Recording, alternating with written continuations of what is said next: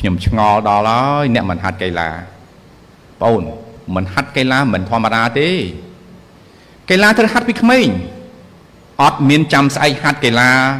ឬមួយក៏ឆ្នាំអាយុ45បានហាត់60បានហាត់ពេលខ្លះពេទ្យប្រាប់ថាណែឯងហួសពេលហាត់ហើយហាត់អីកាយទៀតបើដើរលេងយ៉ាងរួចហើយហាត់អីគេទៀតគាត់ថាណែឯងទៅហ៊ានលោតកឆេងកឆាំងបាក់ជើងឥឡូវនឹងឯងនេះគឺអត់មានមូលដ្ឋានគ្រឹះនៃការហាត់កីឡាពីក្មេងអារម្មណ៍ជឿខ្ញុំអត់អាចឈឺដែរនេះបុគ្គលិកខ្ញុំនេះខ្ញុំឲ្យ20ឆ្នាំពីណាខ្ញុំស្គាល់20ឆ្នាំតែខ្ញុំប្រាស្រ័យខ្ញុំមិនដែលប្រាស្រ័យអ្នកទាំងអស់គ្នាចង់អត់ទេខ្ញុំហាត់កីឡា30ឆ្នាំជាងហើយមិនដែលស្គាល់ជាតិឈឺអត់ដែលស្គាល់ជាតិឈឺបងណាឈឺមិនស្រួលទេណាហេតុអីបានជាបងខ្លះមិនហាត់កីឡាហាត់កីឡាពីក្មេងវាធ្វើឲ្យ structure body របស់យើងវាមាំចង់មាំសាច់ដុំមាំពីក្មេងទៅកាលណាបងហាត់អាយុ20ជាងគឺលទ្ធផលមួយផ្សេងបងហាត់អាយុ30ជាងលទ្ធផលមួយផ្សេងហាត់40ជាងលទ្ធផលមួយផ្សេង50 60គឺលទ្ធផលកាន់តែខុសអត់ឈ្នះអ្នកហាត់ពីក្មេងទេអ្នកហាត់ពីក្មេងអា body នេះវា shape ពីក្មេងមកខ្ញុំប្រាប់មួយម៉ាត់ទៀតឲ្យចប់ហូបហាត់សំខាន់ហូបគឺហាត់គេងនឹងគិតមនុស្សមិនងាយធ្វើត្រូវទេគេងនឹងគិតមិនងាយធ្វើត្រូវទេអញ្ចឹងទាំងអស់នេះត្រូវការមានមូលដ្ឋានគ្រឹះពីក្មេងទៅ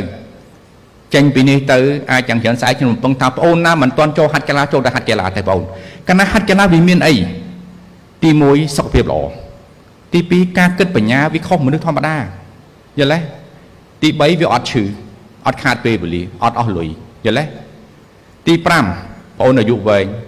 បងអូនអត់ចង់ទេបងអត់ចង់ធ្វើវាទេយល់ទេបាទហាត់កីឡាខ្ញុំឃើញមនុស្សនៅតែមើលម្លងខ្ញុំឆ្ងល់មែនតើមកអារម្មណ៍ខ្ញុំឆ្ងល់បាទមិនបានគេមិនហាត់កីឡាខ្ញុំឆ្ងល់មែនតើហ្មងញ៉ែម្ដងហ្មងឆ្ងល់អីមិនស្មើនឹងមនុស្សខ្ញុំឆ្ងល់នឹងមនុស្សមិនហាត់កីឡាខ្ញុំឆ្ងល់មែនតើបងអូនណាអារឿងហូបគួរជួយសុខភាពលេងកីឡាវាជួយសុខភាពគេងគួរជួយសុខភាពគិតគួរជួយសុខភាពធ្វើច្រើនណាស់ជួយសុខភាពប៉ុន្តែទាំងអស់នឹង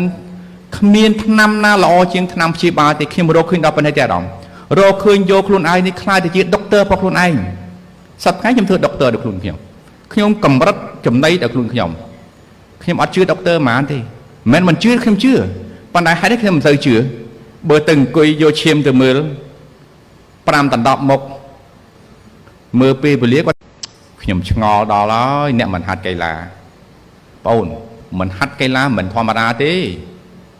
កីឡាត្រូវហាត់ពីក្មេងអត់មានចាំស្អែកហាត់កីឡា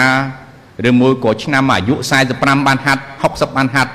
ពេលខ្លះពេទ្យប្រាប់ថាណែឯងហួសពេលហាត់ហើយហាត់អីកាយទៀតបើដើរលេងយ៉ាងរួចហើយហាត់អីគេទៀតគាត់ថាណែឯង